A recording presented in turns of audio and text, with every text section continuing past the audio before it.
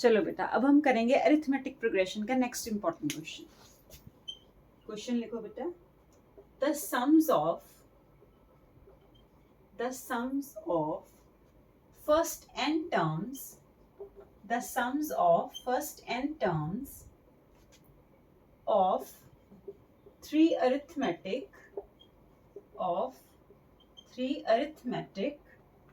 progressions are, question बेटा थोड़ा लेंदी है लिखने में, लिखते जाओ फटाफट। Progressions are S1, S2 and S3।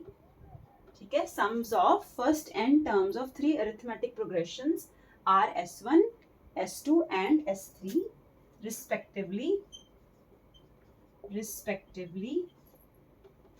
The first term of each AP, the first term of each AP is 1। मतलब फर्स्ट टर्म जितनी भी AP हम लेंगे उसकी 1 लेंगे, मतलब A की जगह 1 लेंगे। ठीक है, and their common difference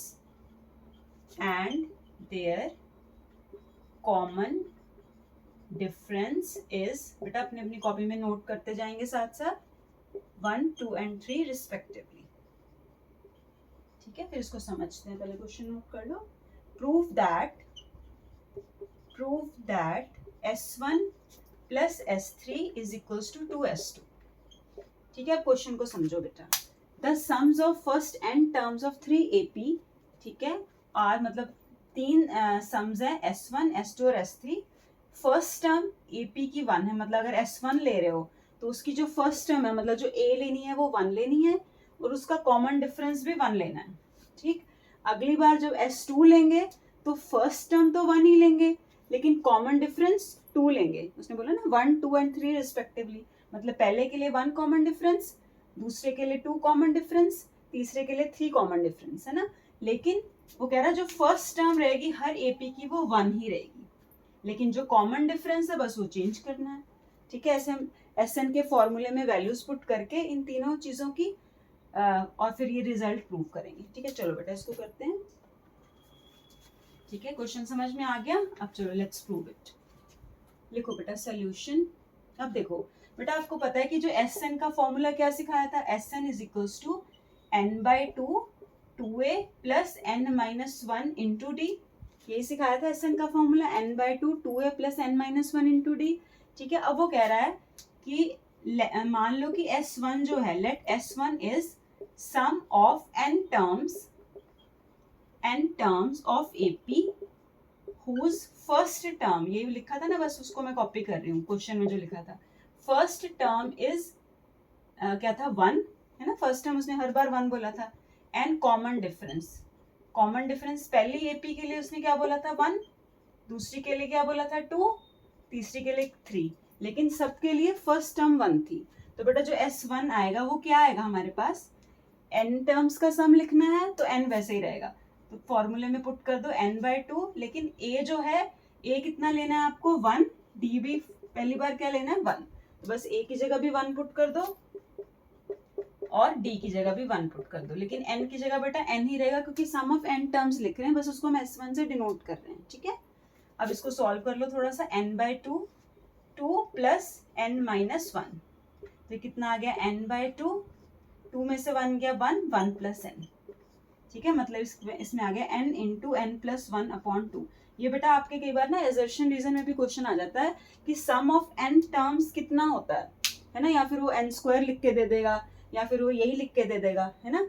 तो ऐसा कुछ तो आपने याद रखना कि जो sum of n terms of AP होता है वो n इंटू n प्लस 1/2 होता है। ठीक है, चलो अब देखते हैं आगे बेटा। नेक्स्ट, अब सेम काम S2 के लिए कर रही हूँ मैं। ठीक है, जो जो मेरी वैल्यूज आती जा रही है ना, इसको यहाँ लिखते जाते हैं। S1 कितना आया हमारे पास, n इंटू n प्लस 1/2, यही आया। ठीक है, अब क्या करो बेटा, अपनी कॉपी में सेम चीज लिखो, बस यहाँ पे S2 कर लो, है ना, क्योंकि सेकंड की बात कर रहे हैं। फर्स्ट टाइम तो हर इस बार भी 1 ही रहेगी उसने बोला था, लेकिन कॉमन डिफरेंस चेंज हो जाएगा, मतलब कॉमन डिफरेंस कितना हो जाएगा, 2 हो जाएगा। अब फिर सेम SN के फॉर्मूले में वैल्यू पुट करो। देखो A की जगह 1 पुट कर दो, बस यहाँ पे D की जगह 2 पुट कर दो और यहाँ पे S2 आ जाएगा, क्योंकि n टर्म्स का सम है, इसलिए बेटा जी n में ही रखो उसको, इक्वेशन को। ठीक है, सिर्फ उसको डिनोट S2 से किया हुआ है। आप अपनी अपनी कॉपी में वीडियो को 2 सेकंड के लिए पॉज करके इसको इतना कंप्लीट करो। ठीक है, आगे देखो बेटा, n/2 2 प्लस, अब इसको सॉल्व कर लो यहाँ पे। ठीक है, अब आप S2 के लिए सॉल्व कर रहे हैं सेम चीज, n/2 2 प्लस 2n माइनस 2। ठीक है, n/2 है ना, इसको n को 2 से मल्टीप्लाई कर दिया, 2 समझ आ गया ना, 2 कॉमन डिफरेंस दिया था सेकंड सीरीज के लिए और a 1 ही रखने को बोला था, तो इस फॉर्मूले में हमने a और d की वैल्यू रख दी। ठीक है, तो ये आ गया 2 में से 2 गया 0 हो गया, तो यहाँ पे 2n बच गया, करेक्ट। तो 2 2 कट गया, तो इसकी वैल्यू आ गई बेटा n²। इसका मतलब जो हमारा S2 आया वो कितना आया है, n² आया। इतनी बात समझ में आई। S1 निकाल लिया पहले, फिर हमने S2 निकाल लिया, a को 1 और d को 2 पुट करके। अब अगली बार S3 निकालो बेटा जी। ठीक है, S3 निकालो, लेट S3 पूरा लिखना है यहाँ पे, ठीक है, एग्जाम में। S3 is the sum of n terms of AP whose first term तो a ही है, लेकिन कॉमन डिफरेंस कितना था क्वेश्चन में, 3। थर्ड सीरीज के लिए 3 था कॉमन डिफरेंस, लेकिन जो फर्स्ट टर्म थी a वो 1 ही रहेगी। ठीक है, अब यहाँ पे a को तो 1 ही पुट किया हुआ है, यहाँ S3 लिख दो और कॉमन डिफरेंस को बेटा यहाँ 3 कर दो। ठीक है, अपने हिसाब से अब चेंजेस कर दो। अब इसको भी सॉल्व करते हैं। S3 कितना आ गया, n/2 2 into 1 plus n-1 into 3। ठीक है, S1 आ गया था, S2 आ गया, अब S3 भी आ जाएगा। इसको सॉल्व करो। ठीक है, अब देखो सेकंड के लिए, थर्ड के लिए कैसे करोगे, 2 प्लस 3n माइनस 3, तो कितना आ गया, n/2 3n माइनस 1। ठीक है, इसके आगे तो ये सॉल्व हो नहीं सकता, तो इसको यहीं पे छोड़ देते हैं। ठीक है, अब आपके पास S3 भी क्या आ गया बेटा, वो एक जगह लिखते जाओ सारे, क्योंकि फिर हमें LHS और RHS में वैल्यूज पुट करनी है ना, इसलिए लिख रही हूँ ये सारी। S1 इतना था, S2 इतना था, S3 इतना था, इतनी चीज समझ में आ गई। अब देखो, अब आपके LHS में क्या था, वो कह रहा था S1 प्लस S3 को 2S2 प्रूव करो, यही था ना, S1 प्लस S3 को 2S2 प्रूव करो। तो S1 की वैल्यू चलो यहाँ से पुट करते हैं, n/2 इंटू n+1। ठीक है बेटा जी, और S3 की भी पुट कर दो, n/2 3n माइनस 1। ठीक है, अब इसको सॉल्व करना, थोड़ा सा सॉल्व कर लो। ये देखो ये कितना आ जाएगा, 2 को एलसीएम एज एलसीएम ले लेते हैं, और n into n+1 plus n into 3n minus 1, same ही आएगा ना, 2 नीचे है तो ये सारे आपस में मल्टीप्लाई कर दो। ये आ जाएगा बेटा आपके पास n² प्लस में n, प्लस में बेटा जी 3n² माइनस में n। ठीक है, ये आ रहा है। अपॉन में 2 लिख दो। देखो क्या किया मैंने, n into n n² plus n plus 3n² minus n upon 2। ठीक है, ये n काट दो, है ना, हमें आंसर में क्या चाहिए, 2 इंटू S2, मतलब आंसर हमारा आना चाहिए 2 इंटू n²।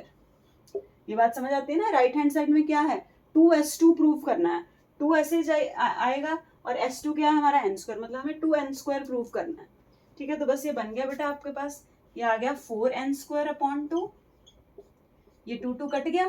ठीक है, तो 2 इंटू n² हमारा क्या था, ये देखो यहाँ पे ऊपर लिखे हुए हैं सारे, n² क्या था, S2।